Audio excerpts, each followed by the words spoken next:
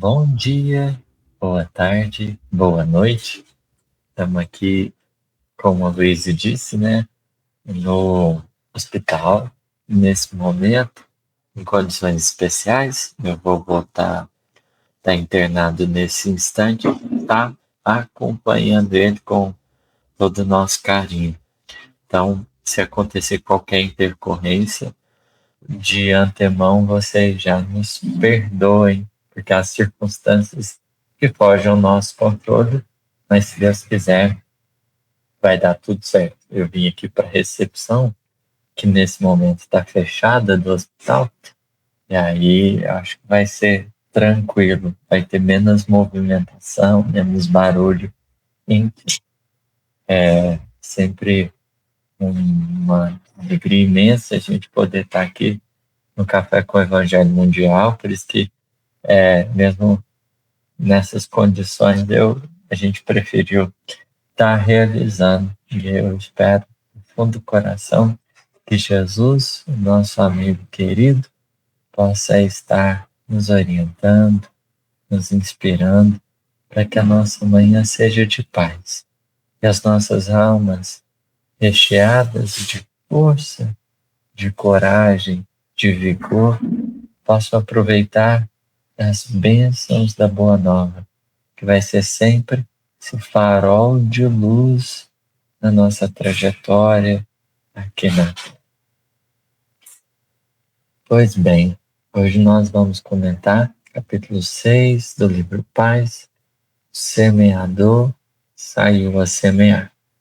Emmanuel aqui está fazendo uma referência direta à parábola do semeador, uma parábola que vai estar em alguns evangelhos, mas sobretudo no evangelho de Mateus. Mateus é aquele que gosta de contar as histórias, né, juntamente com Lucas, por exemplo, deixou esses registros bem guardados para a gente. No capítulo 13 de Mateus, Jesus, com as pessoas ali no entorno do Mar da Galileia, pretendia trazer o assunto do reino de Deus àqueles corações.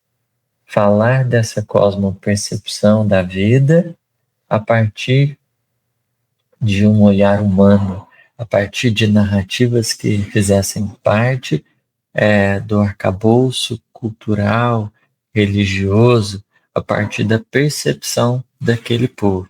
Essas histórias, então, elas vão estar atravessadas da cultura, mas profundamente perfumadas pelas verdades celestes. E ele, para tratar desse tema Reino de Deus, ele vai contar 7 parábolas. A primeira delas, ele faz questão talvez de explicar com mais detalhes para gerar um certo entendimento, essa parábola do semeador. E Emmanuel escolhe comentar o primeiro versículo dessa parábola. O semeador saiu a semear. E ele vai dar conta aqui, né, de algumas nuances interessantes a respeito do trabalho desse semeador, desse coração que se dispõe a trabalhar. E só que antes, né, da gente poder aprofundar, vamos lá. Então, Jesus ele quer falar a respeito do reino de Deus e ele para isso vai se utilizar dessa história. Emmanuel vai pegar o primeiro versículo e vai se debruçar a respeito de alguns detalhes a respeito do trabalho desse semeador. Mas para que fique bem claro a tarefa desse semeador, a natureza da sua atividade, todos esses detalhes que Emmanuel faz questão de mensurar, que cabe nos entender um pouquinho a respeito da proposta desse reino de Deus. Cabe nos aprofundar nessa temática, porque tudo vai ter sentido nessa parábola se a gente entender bem o assunto. da gente entender bem para onde que Jesus está mirando, qual que é o intuito dele nessa hora. Então, o reino, a temática do reino divino é a temática, né, do desenvolvimento da criatura, desenvolvimento intelecto moral da criatura, a tal ponto que ela constrói em si mesma uma cosmopercepção da vida totalmente alinhada com os desígnios divinos. Fala de um processo interno de amadurecimento psicológico e espiritual em que esse sujeito se apropria simbolicamente daquilo que compõe o pensamento de Deus, de um processo de sintonia entre si mesmo e o pensamento divino, de tal forma que existe sinergia, a gente passa a dançar conforme essa coreografia divina. Vamos imaginar que a lei divina ela é uma grande orquestra, né, onde existem esses instrumentos todos que vão compondo essa sinfonia e a gente vai entendendo qual que é o nosso lugar, como o próprio Espírito Verdade vai fazer questão de dizer no prefácio do Evangelho segundo o Espiritismo. Cada um vai entendendo o seu lugar, vai aprendendo a fazer o passinho do TikTok espiritual e vai se colocando melhor nessa criação. O tratar do reino divino no Evangelho é entender esse nosso lugar, a melhor maneira da gente dançar, da gente poder integrar essa coletividade cósmica, nos posicionando de uma maneira ideal.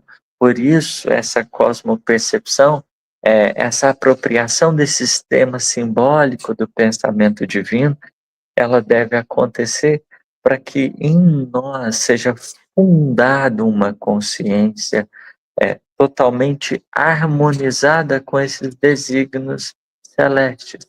Jesus, para falar desse design inteligente de Deus, ele conta histórias.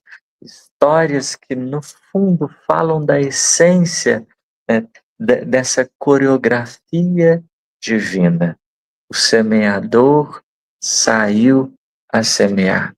É importante a gente observar que há sempre um movimento do divino para o humano. Há sempre um movimento de alguém em condições especiais, em direção ao material, ao humano, aquilo que é terrestre. Esse semeador que vai sair um gesto simbólico, que não se reduz a um movimento material, espaço-temporal, mas existe um movimento simbólico. Em todas as parábolas, nós vamos observar, por exemplo, parábola dos talentos, é um senhor que vai entregar, que vai sair para entregar aos seus servidores talentos. Se nós observarmos a parábola do joio e do trigo, é um senhor que tem uma vinha, planta, contrata os trabalhadores para cuidar dela, e eles dormem no ponto e vem outra pessoa e planta ali o joio. Em tudo nós vamos observar esse movimento. Existe simbolicamente a personificação do divino que vai se movimentar em direção à criatura, que vai se colocar à disposição da criatura, instrumentalizando-a, cultivando-a para que ela possa ocupar um lugar, para que ela possa ser cuidada, para que ela possa ser cultivada. Existirá sempre, em todas as narrativas, essa evidência importantíssima, que nos cabe ressaltá-la aqui, porque o tema do reino divino fala da busca de Deus pelo humano, do encontro do espiritual com o material, numa relação dialética, numa relação dialógica, em que as coisas elas se complementam. O amadurecimento da criatura, ele é fruto do processo de conexão, de interação com o divino, que o busca. A gente evolui, nós progredimos porque primeiro Deus se movimenta, porque primeiro a gente recebe. A gente poderia aqui lançar mão, né, dessa percepção sociológica, psicológica, da importância do contexto, da importância do ambiente onde a gente é inserido. Porque o ambiente ele vai ser um molde, muitas vezes, da nossa personalidade, do nosso psiquismo. Desde o início, o espírito, na sua jornada, ele vai precisar receber. A primeira lição, não só para a criança, mas para o espírito, no seu desenvolvimento psíquico, aprender a receber alguma coisa, aprender a ser cultivado, aprender a ser moldado. E com essas percepções auridas desse processo de cultivo, com essas percepções auridas dessa busca, esse ser vai formando-se em consciência, esse ser vai amadurecendo, esse ser vai construindo referências internas que não surgem do nada, porque a gente vai amalgamando esse conjunto de elementos que vão formando a busca de Deus em favor dos nossos corações. Nós vamos coletando esse arcabouço de experiências. Por isso, é importante a gente ressaltar esse ponto aqui. Deus sempre busca as criaturas. Todos aqueles que aprenderam a dançar o passinho divino, que já estão engajados nessa trend divina, vão se colocando, à disposição para igualmente integrar esse movimento e se colocam como semeadores dessa vida cósmica, semeadores desses sentimentos divinos, como aqueles corações que vão estar na Terra, ou para além dela, orientando a ordem, orientando a esperança e a felicidade. Não existe caminho para o progresso, não existe rota para a evolução se não tiver quem ensina, se não tiver quem nos busca, se não tiver quem nos ajuda a construir essas percepções. Tudo isso é fundamental. Por isso que a primeira lição da parábola do semeador, a primeira lição é sobre receber. Se nós observarmos, é um semeador que vai agir num solo e vai preparar condições para que esse solo receba semente. Então, se nós observarmos, ele sai, uma parte da semente cai à beira do caminho, outra cai num solo pedregoso, outra cai num solo espinhento e outra parte cai num solo bom. Mas observemos que o tema dessa primeira parte é receber. Como nós estamos para receber? Em que pé nós estamos na arte da recepção? Porque o que fica claro na parábola também é que não é um processo passivo. Recepção, receber, não é um processo passivo, é um processo ativo, porque tem a ver com a interação do nosso psiquismo com os desígnios divinos, com o amor celeste que nos molda, que nos constrói, que nos lapida, que nos burila. Não é um processo passivo, porque a alma, ela é afetada. Se nós bem observarmos, uma das conquistas desse psiquismo é justamente a capacidade da afetação reflexiva.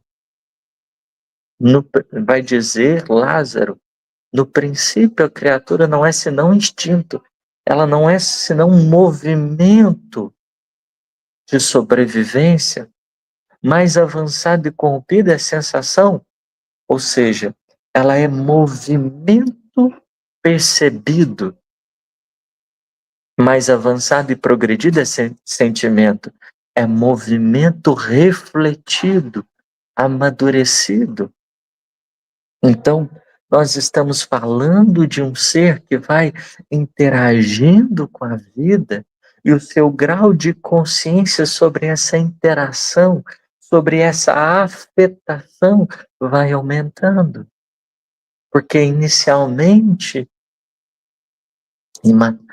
imaturo, irracional, irrefletido, mas a gente vai ganhando graus de consciência e a nossa capacidade de receber estímulos, ela vai se aperfeiçoando, a gente vai entendendo.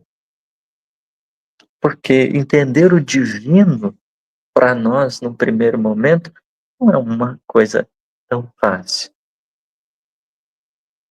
Tem os seus obstáculos, tem os seus obstáculos. Vejamos que o divino se revela na experiência. O divino, nessa tarefa de cultivo da vida em nós, tem como material principal a experiência, como Emmanuel vai dizer no livro Pão Nosso. É através da experiência que essa consciência é moldada. Não existe semente mais preciosa do que a experiência, porque ela tem uma capacidade de fazer germinar em nós a verdade. Um espírito que vive, que é afetado, ele pode ser moldado, pode ser trabalhado. Mas é claro, nós temos estados de consciência, estados de recepção, cada um, níveis de apego, se a gente pudesse utilizar o John Bowlby aqui, que vão falar dessas condições. Né?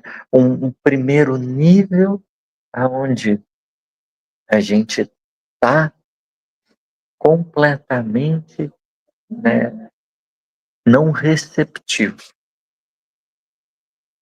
Aonde a gente está não receptivo.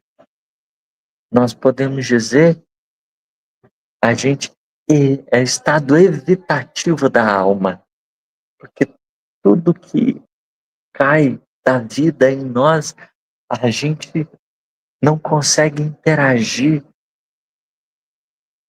É aquele estado de fechamento, né? Imaginemos que viver não é tão fácil. Passar pelas experiências, lidar com as experiências não é tão fácil. E muitos de nós a gente não quer sentir. A gente não quer se expor, porque se expor nos leva em alguma medida a ter que processar, a ter que digerir, a ter que metabolizar. E nem sempre é fácil. Então a gente vai entendendo que nessa fase aqui, né, nesse processo, aonde a gente vai estando mais fechadinho, a gente não quer sentir, a gente quer estar blindado. Só que estar blindado não é maturidade espiritual. O reino divino não é um coração que não sente, não é um coração que está fechado para sentir as experiências. Não se trata disso.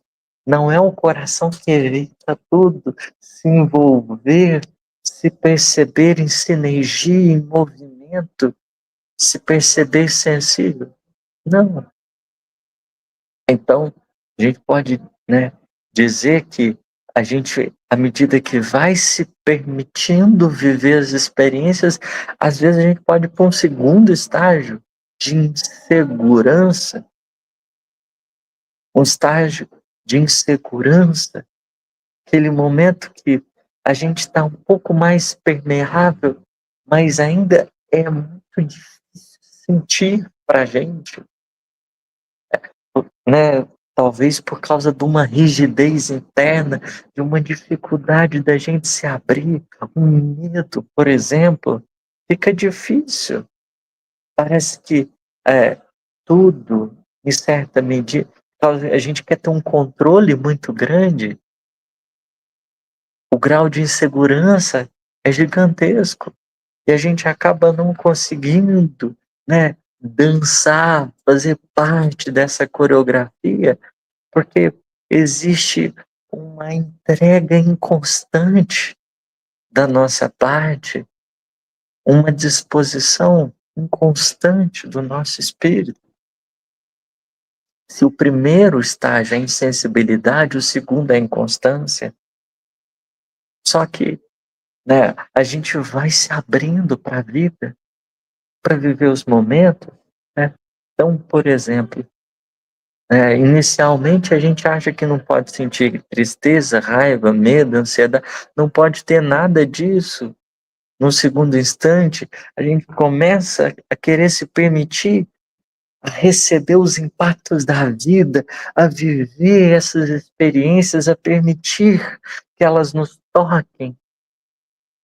Mas existe uma irregularidade, porque a gente ainda quer estar muito no controle, a gente ainda quer estar muito no controle de tudo.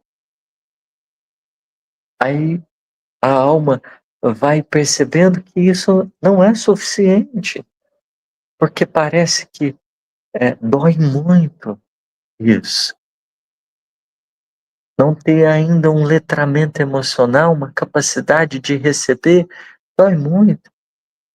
E a gente vai querendo soltar, só que a gente chega no terceiro estágio. A gente solta demais. E aí chega nesse terceiro momento, que é o estágio da impulsividade, do descontrole.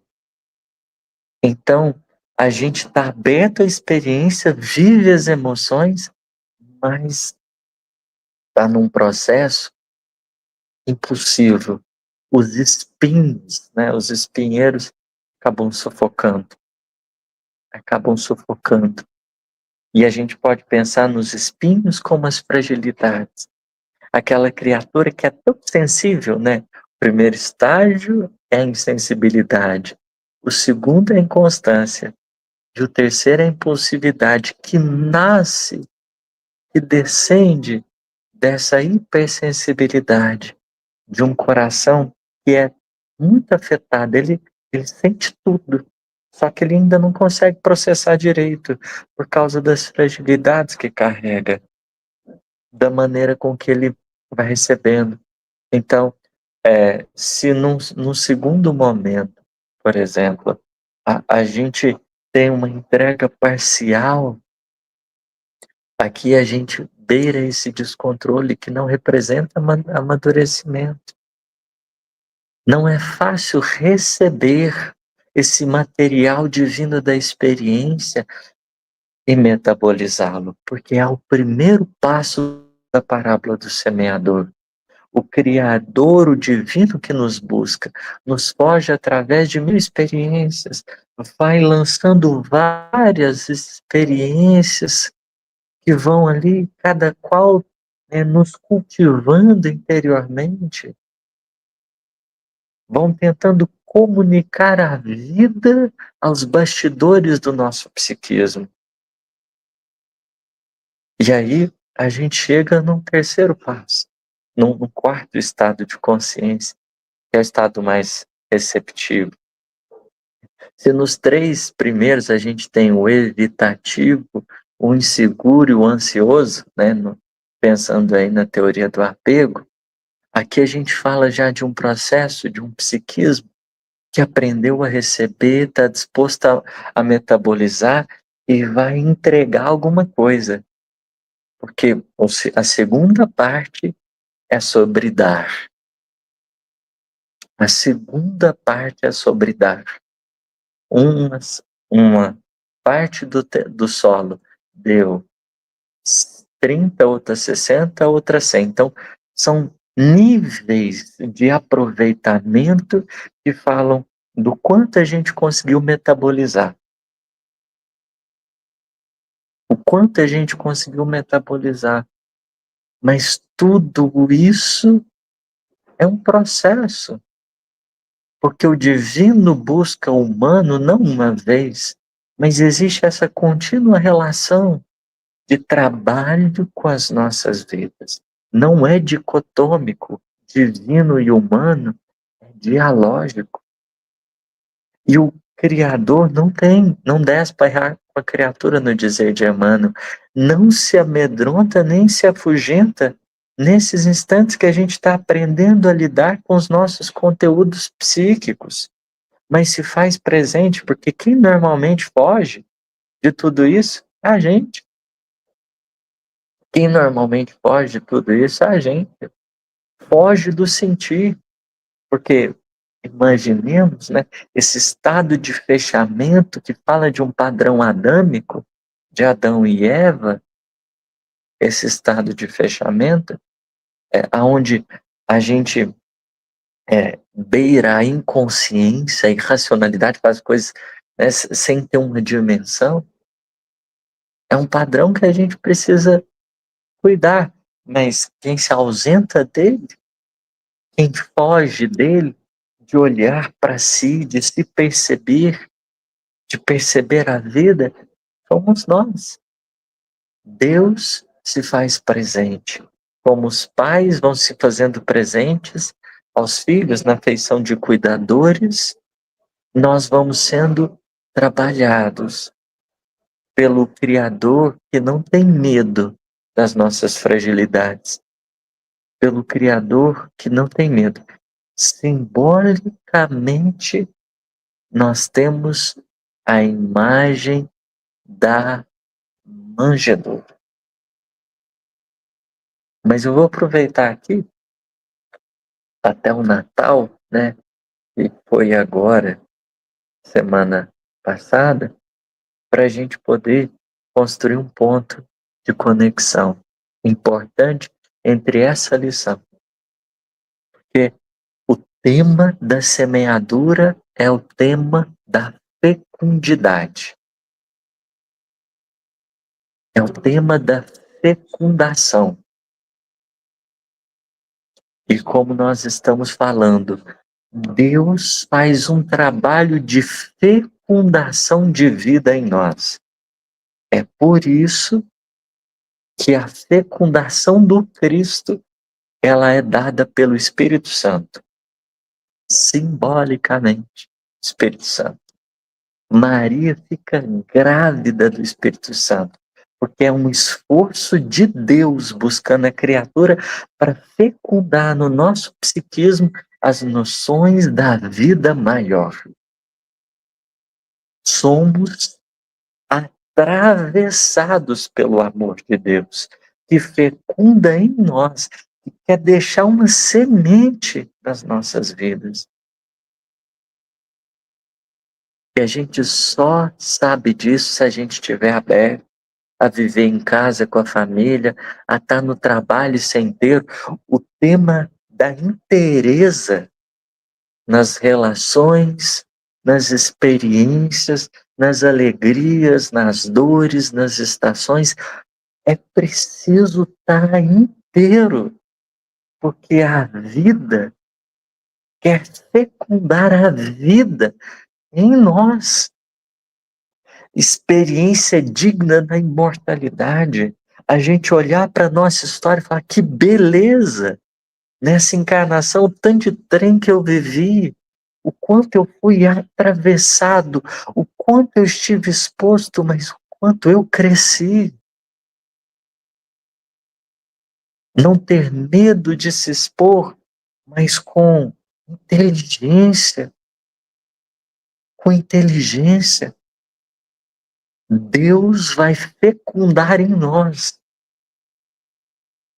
O coração humano é o útero de trabalho, é o útero do trabalho divino. Maria é o símbolo do sentimento. Para os nossos amigos do NEP, se estiver acompanhando, a gente ia fazer esse estudo de Natal, acabou não dando. Por causa desse processo agora, a gente está aqui no hospital. Mas a gente ia caminhar nessa direção. Deus fecunda em nós. E aí, o que é bonito da gente poder pensar, porque esse é o tema do Natal, é quando Deus, o esforço divino se faz presente para fecundar no humano as noções de vida eterna.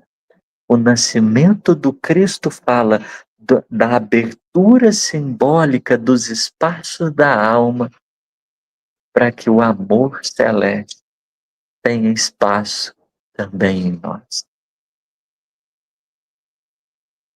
Quando a gente quer crescer, a gente quer se curar, a gente quer se transformar, o verdadeiro espírita é aquele que está empenhado na sua transformação.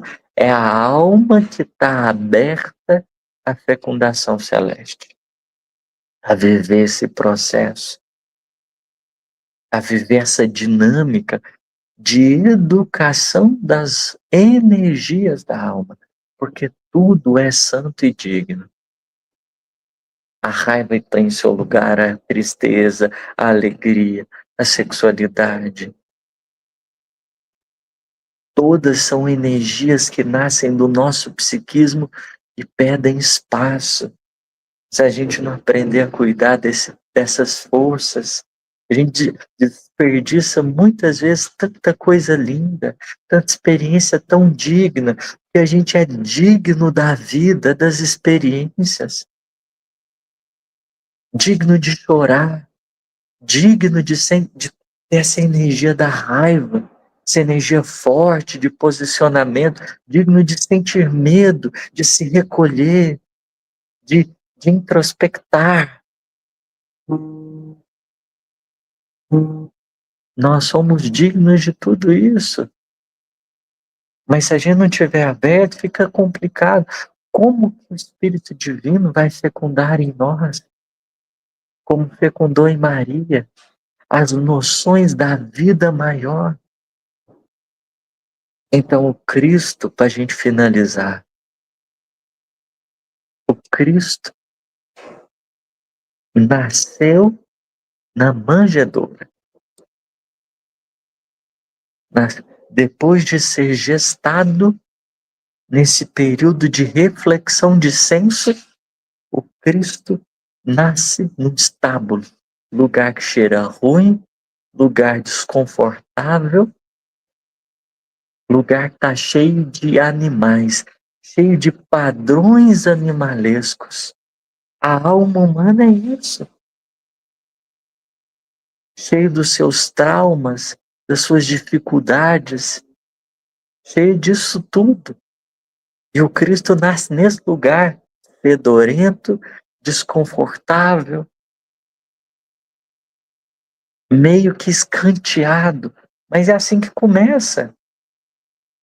É assim que começa o esforço divino que nos busca para ser colocado na manjedoura como alimento alimento naquele espaço que antes a nossa animalidade, os nossos padrões repetitivos se retroalimentavam. Ali o Cristo nasce no meio deles para romper, com esses nossos movimentos inconscientes e dar sentido à nossa existência, alimentar o nosso psiquismo, crescer em nós, nessa disposição da gente aprender a lidar com a vida, com a raiva, com o medo, com tudo que acontecer, com a inveja, com o ciúme, com cada uma dessas emoções. É esse padrão de amadurecimento. O semeador sai, Deus sai, enfrenta tudo, todas as experiências possíveis para construir esse cenário de aprendizado, para que a gente também aprenda a lidar com o nosso coração, dialogando, aproveitando, para a gente se construir com gratidão.